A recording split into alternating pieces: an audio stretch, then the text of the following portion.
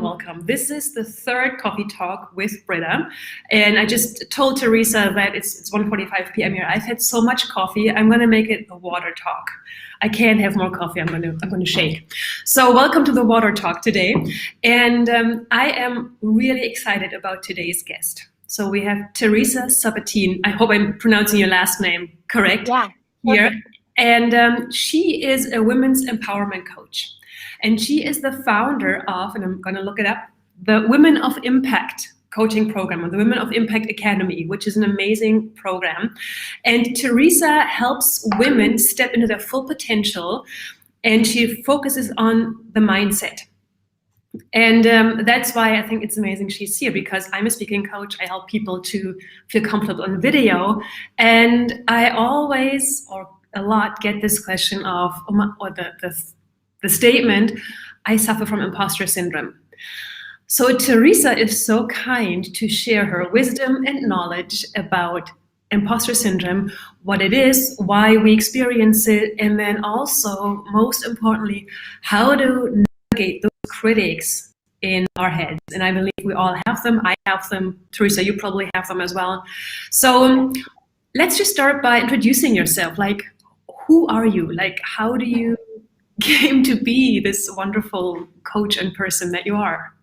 Tell us. Yeah. Well, thank you. Thank you so much for having me. I haven't had any coffee yet, so I'm drinking my water too. So I'm in the water club. I grew up with a mom as a psychologist, so a lot of my life was all about cognitive processing and really trying to move through anything you're dealing with in a really thoughtful and intentional way. And I would say that has shaped me, right? Of course, thinking that way and being in that environment growing up has really had me very in tune with other people's feelings, a really big intuition about others. So pretty quickly I can read someone, and then usually I can make them feel pretty safe and we can get to a deep conversation. So before I was a coach, I was in the movie business. I produced a lot of different projects in Hollywood and all over the country. And I just wasn't fulfilled in that industry. I mean, I had a lot of success, and I think a lot of you may know who are in this group that sometimes success does not equal joy. And I really wanted to figure out what it is I was here to do and how to take all of my different experience and build something that could make a difference in the lives of others. And so I started coaching in 2016. I got my certificate then. I went back to school, and I've been building the business ever since then. And I focus on women because I feel like, they just are super powerful, and there's a lot of untapped resource inside of them that the world needs. And I see how much the world tries to tear them down and create imposter syndrome, right? And really make them think that they don't have that power. And also, the voices in our head and how they can hold us back. And so since then, I've worked with all types of women in executive positions, and then also founders of companies. And I have just found when you can really sit with them and allow them to move through the emotion and understand their mind better. I always say it's like, I'm going to give you a blueprint of your inside and you're going to be the expert on yourself, because it's not right, Britta, like, it's not as important that I know. I mean, I can read you and I can see you, but what's most important is that when you're done working with me, you know yourself so well that you can really go on and accomplish anything that you want, whether that's in the relationships with your family or romantically, or that's in your business or career. You're just going to have such clarity and confidence that you can really do what you want to do. So that's my goal. Yeah. And that makes total sense. It's like becoming the expert of being myself. Yes. And yes.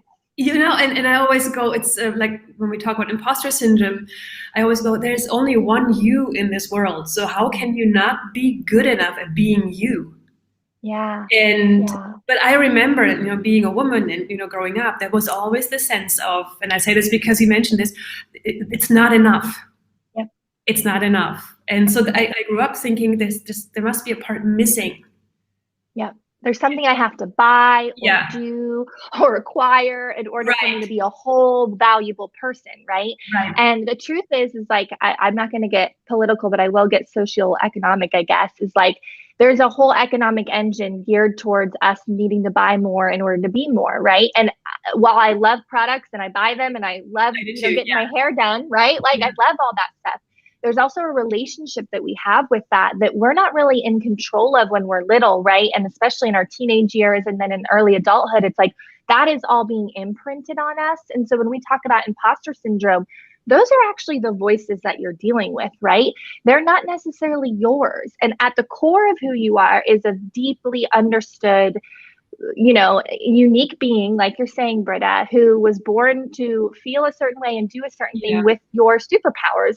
And when you're listening to those other voices, it can really start to feel emotional and hard. And that's when fear comes up, right? And apprehension. And so I love that you kind of pointed to that, because we do have a lot of other people's voices that we're trying to navigate within our own minds, right? 100%. 100%. And sometimes I feel, and I'm sure you can relate, and probably everyone listening and watching, is like we are so hard on ourselves. Yes. Like I would, like the way I talk to myself, sometimes I would never talk to a friend like that. No. And it's so, and I think it's born from the kind of like inner deficiency of there's this hole inside, and we try to fill that, as opposed to understanding, like, I'm whole and complete the way I am, like everyone else. Yeah. And I think also this kind of pressure, you see a quote on Instagram that's like, love yourself, and you're like, I would. Like, I'd love to, and you start to kind of feel like it seems so simple. Like, can I just hit this easy button? Can I just hit it, and it's not. You have a complex set of experiences that have brought you to whatever moment you're in, right? Wherever you are in your life. And I think this is true for little kids. And I think this is true for those of us that have lived a little more life.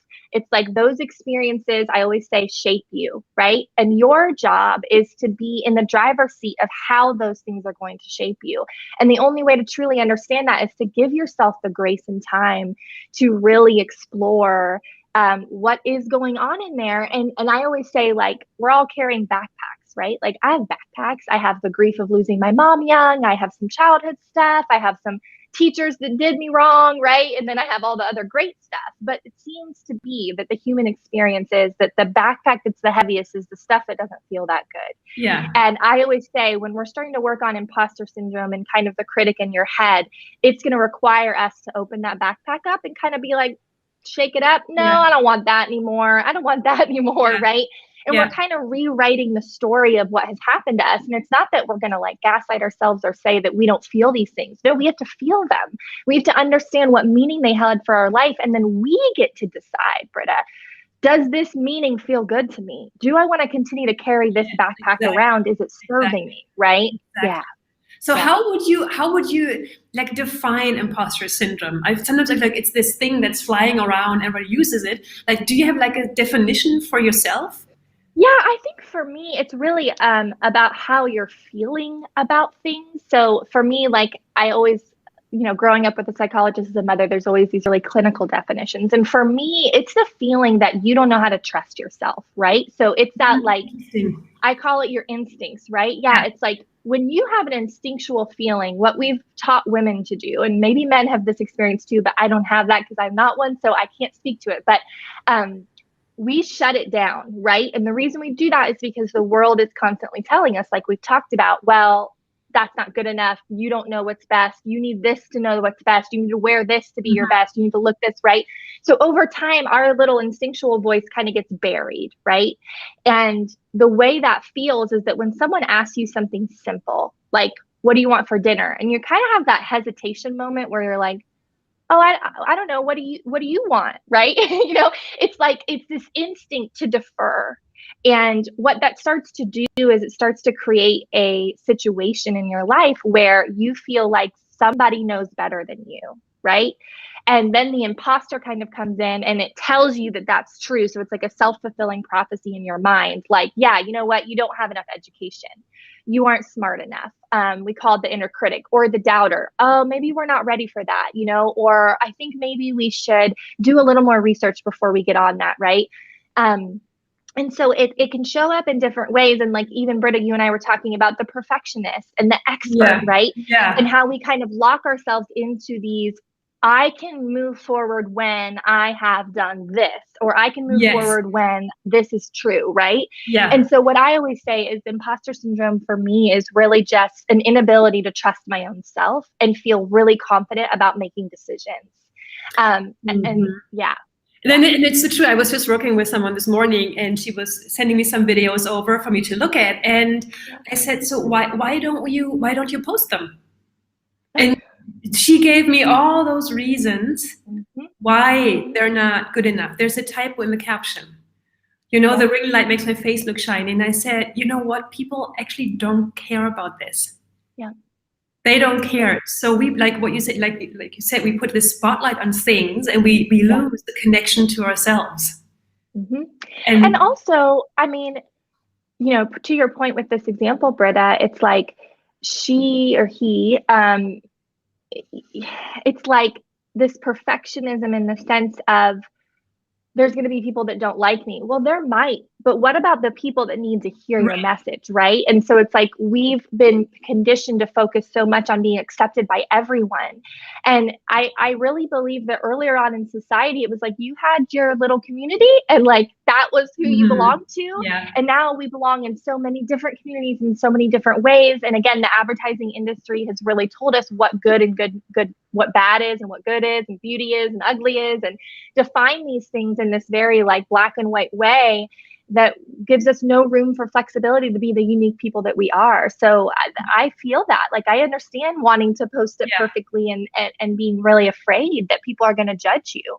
Oh, 100%. And also I think there's this kind of like the fear of being expelled from the tribe. I think like way back, in, I don't know, like thousands of years ago, we needed the tribe to survive. Yep. And if we weren't in the tribe accepted, then that meant death.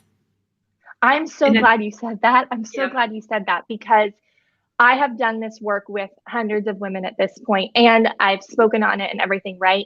And I don't know if you've ever done this, but I imagine you have, because you and I have had similar coaches, but when you go down into the like equal sign trap, which is like, at first you think why you're doing something is this, and then you keep asking yourself, well, if that happens, then what? Okay, and then if that happens, then what? If you continue to kind of ask yourself that, like, okay, if I post this and there's a typo and people don't like it, then I'm someone who isn't professional enough. Okay, if you're not professional enough, right? Yeah, what does that mean about you? Well, then it means that I'm not credible. And if you're not credible, what does that mean? Well, if I'm not credible, then people won't trust me. And if people won't trust you, what does that mean? Well, then that means that I'm alone, that no one will like me. Right.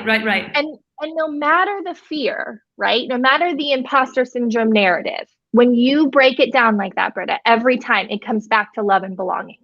I just want to be seen. I just want to be loved. I just want to belong.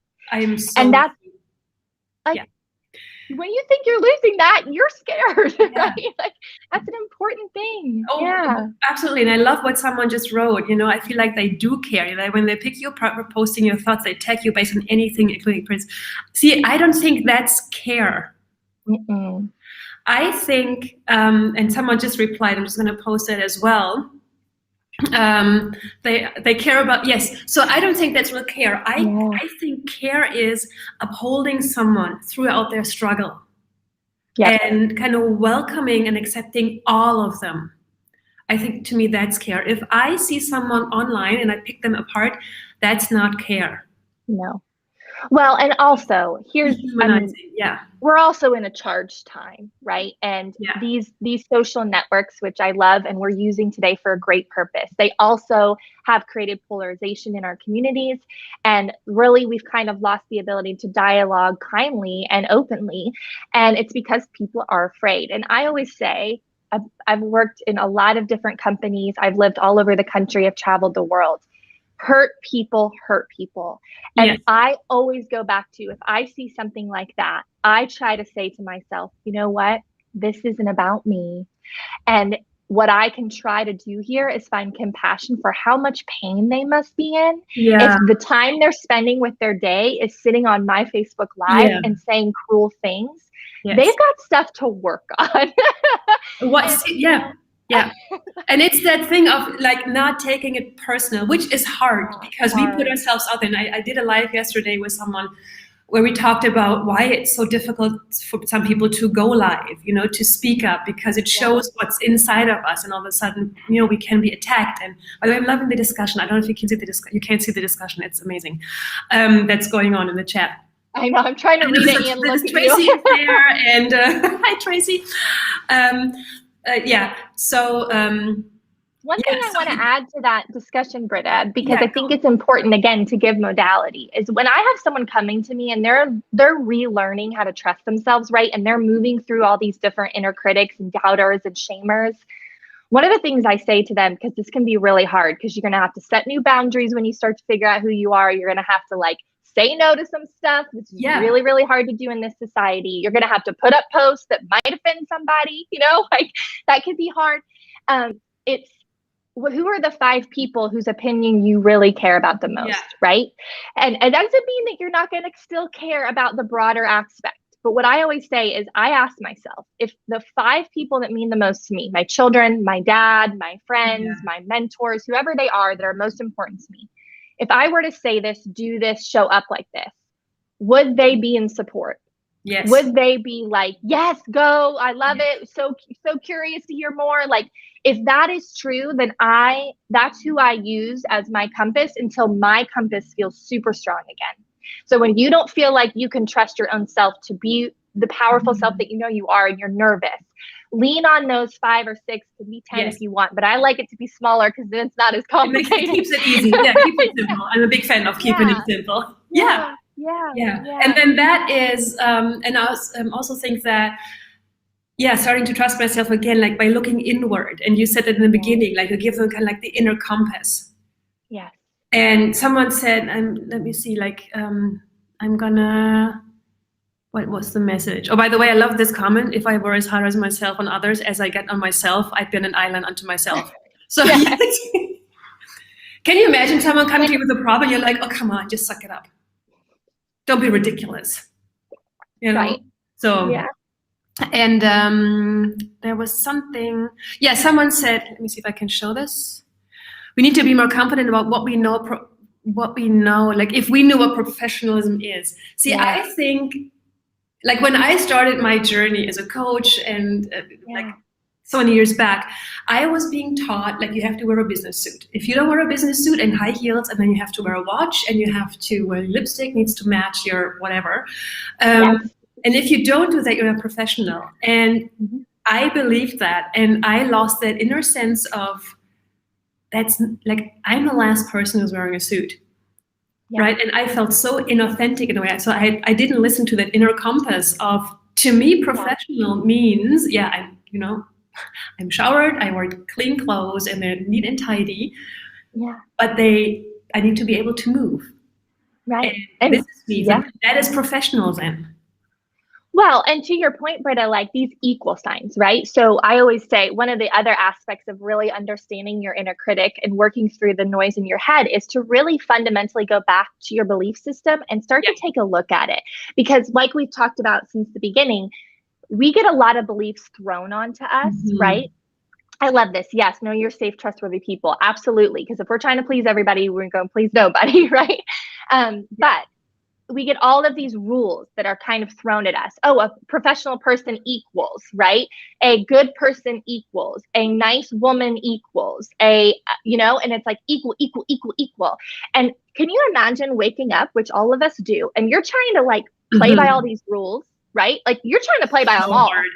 Of course, you're going to start to have voices in your head that are like, go here, do this. No, not right. Yes, no, you're stupid. No, And so what you have to do is you have to say what's most important is what I believe. What's most important is what I believe. 100%. So if professionalism is causing me stuckness, right? If it's causing me this reoccurring feeling of when I stand in my closet, I'm just like, none of this feels like me.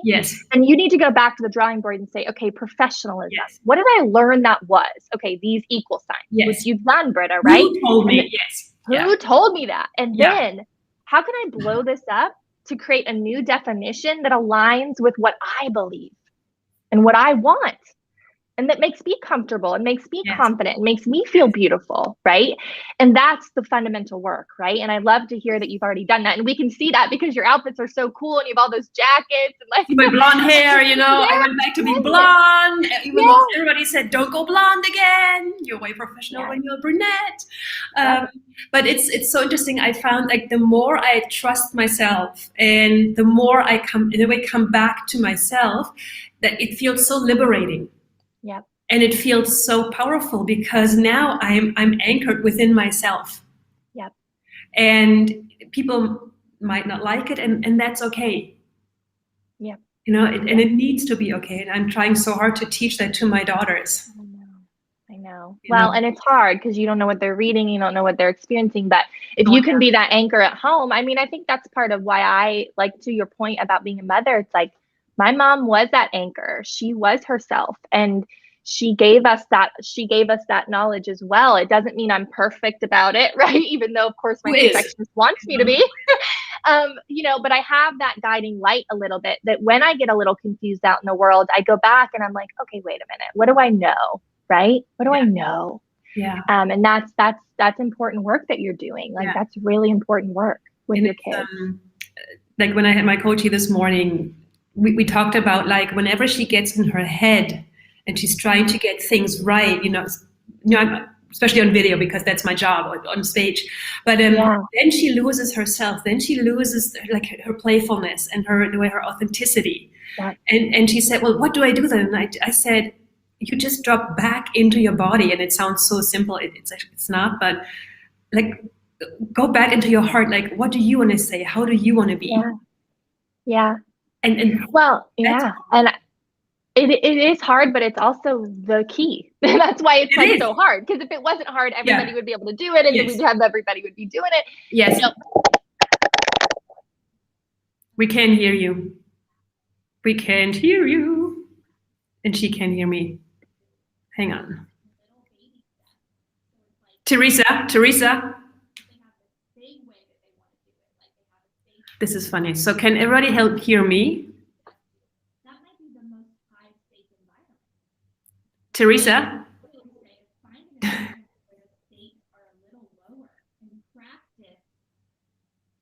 Can everybody hear Teresa? Because I can't, and apparently she can't hear me.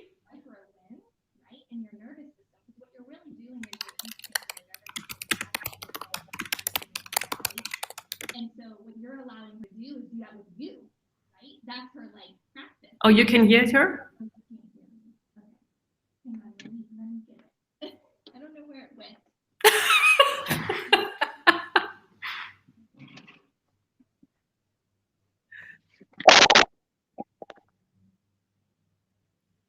Okay, I don't know. There you go. Okay.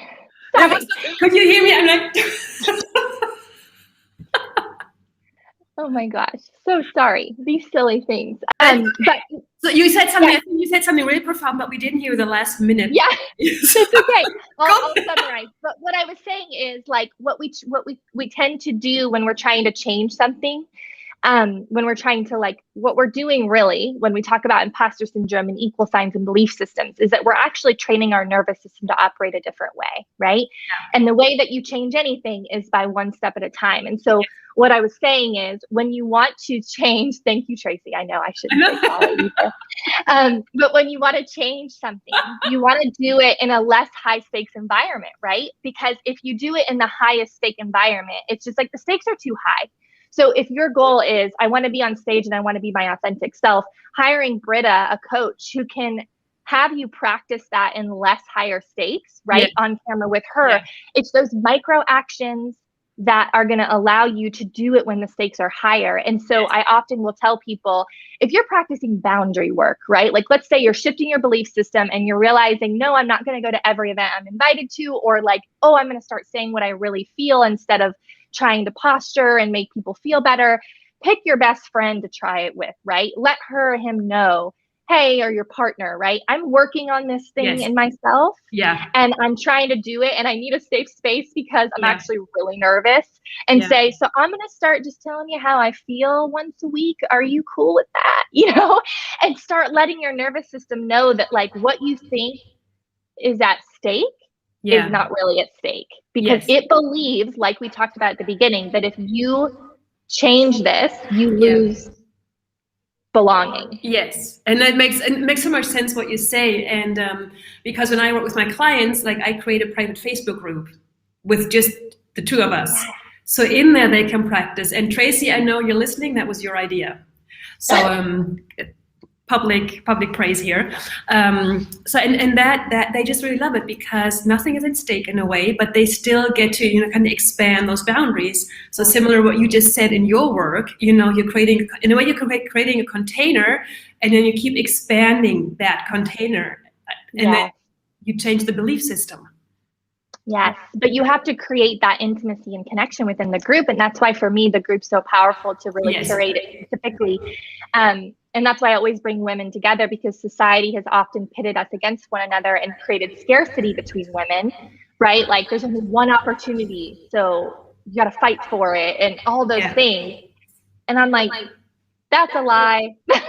There's so much opportunity. We're going to go create it. And part of what you're going to learn is that you can actually trust other women to lift you up and help you do that, right? Because when we come together, it's like, you can't stop us. We've seen that in many different ways throughout society. So for me, it's really important. I think someone said earlier, it might've been Tracy, you got to make sure that the people you're trusting are trustworthy. Yes. Right? Yeah. Oh gosh. There is such a, such a responsibility in a way, the way we treat each other. Like when I'm interacting, am I upholding or am I putting someone down? And I think there's taking someone on, like you and I, or every coach, we take someone on in the way they trust themselves into our hands. Yeah. And it's such a, it needs to be so safe for them. Yeah. Really 100%. And it's always an honor, I find, and I'm sure you can relate. Well, and just the joy, Britta, I know with your work, because yours is so tangible, right? It's and similar to me, I'm working with women in business. So they're getting wins. They're also having hardships that we're dealing with. But I would imagine when you're done working with someone, or you're working with them, and they go from your private Facebook page, onto a stage, and they get to be themselves, there's just nothing as rewarding in the world. Yeah. There just isn't. Who said it? I think was it Chris Kenny who said a rising tide lifts all ships or something. Yeah, so it's upholding each other. I think that's the most important thing. I could talk forever. Honestly, this is just so amazing. Someone said earlier, and we're just going to pull this comment up, actors have said that they don't watch their movies or read the criticism. And I can so relate, because sometimes when something really amazing happens, I just don't want to share it at first, because I'm kind of not even, maybe it is fear, I don't know. I'm kind of afraid that someone says, oh, that wasn't a big deal. Or why are you so happy? Or, oh yeah, that. So I just, I don't know why I'm saying this. It just came to my mind when I read this comment. Because part of the way to get more wins is to tell your system it's safe. Yeah. Right? So as we're leveling up and we're doing things we've never done before, or we're putting ourselves out there in vulnerability, it's really important that we measure what's going well, right? Yeah. And so if we have a fear of rejection, of celebrating what's going well, then we're going to swallow it. And we're not going to really be able to be with that celebration and be with that positivity. And then our nervous system isn't going to understand that it's okay. So going back to that really important part of, in our society, we call women arrogant if they celebrate themselves. We tell them not, don't be too selfish. Don't be too boastful. Be modest. Yeah. And what that creates actually is self-doubt and self-hatred, because then we're just okay. Let's just kind of shy away. Let's not be, oh gosh, it's a huge, play. And then we play small, and then, the ripple effect that we don't affect people. It's just, so that's why we, one of my favorite quotes is, we're all here to take each other home. Yes. And I think it was some really wise spiritual teacher, I forgot his name, but to me, that's the gist of what we're here for. Yep. So, whoa, that was amazing. That was amazing. So tell, where can people find you? And we're gonna stop now. I know we could speak for hours, but where do people find you? Yeah, I have a website, teresasabatine.com. So that's my name, and I'm the only one as far as I know. So it's not hard to find me because my name is unique, thanks to my parents.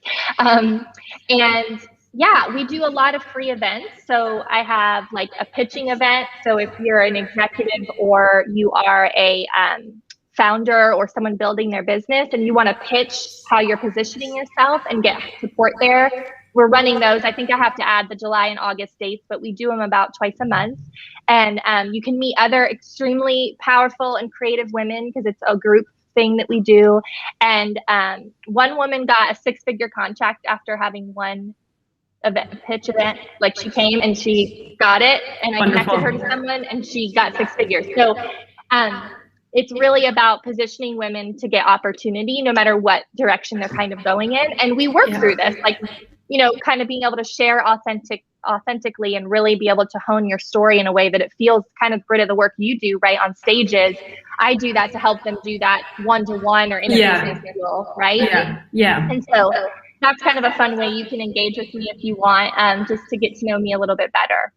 That's amazing. We've gotten such a deep, wonderful insight in the past 30 minutes. So thank you so much. And yay, we're going to keep talking and we're going to just keep inspiring each other. And yeah, I love it. Thank you for having me. Thank you. And I know you're on vacation. Where are you? Real quick before we go, where are you right now? Oh, well, I have a really cool friend who does a lot of partnerships with companies. So I live in Austin, but there's this really beautiful little hotel called the Wayback. Yeah. And they're these little cottages. It's 30 minutes outside the city in Hill Country. And so that's where we are. I don't know what I can, it's just tree lined and yeah. Oh, that's amazing. It's really nice. Yeah. So get your coffee. I know it's early. I know it's 7:15. Get your coffee. I'm still on with my water and I'm going to head to daycare now and pick up my kids. Okay, I love it, Britta. Thank you. Thank you, everyone, for coming and engaging. That was amazing. Thank you so much, everyone, for the chat and the comments and all the love. And we see each other on Facebook and on Instagram and in the virtual world. Yeah. All right. Have a good weekend. You too. Bye.